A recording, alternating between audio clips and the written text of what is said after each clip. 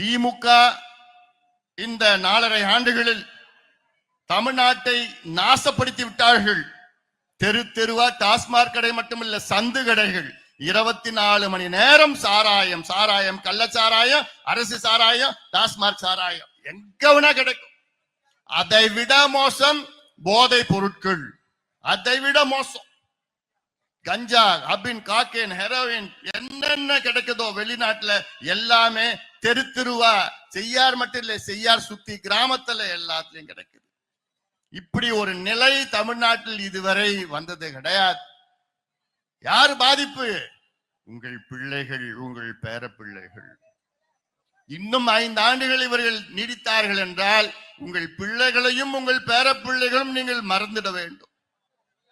அவ்வளவுதான், முடிச்சிடுவாங்க. முடிஞ்சு போச்சு, உங்க எதிர்காலமே முடிஞ்சு போச்சு. அதனால்தான் நான் மீண்டும் மீண்டும் சொல்கின்றேன், தமிழக மக்களே, இந்த கொடுங்கோல் திமுக ஆட்சி மக்களை பற்றி சிந்திக்காத ஆட்சி, உங்கள் பிள்ளைகள், உங்கள் பேர பிள்ளைகளை பற்றி சிந்திக்காத ஆட்சி, கஞ்சா விற்கிற ஆட்சி, போதை பொருட்கள் விற்கிற ஆட்சி. இந்த ஆட்சியை அகற்றுங்கள், அகற்றுங்கள்.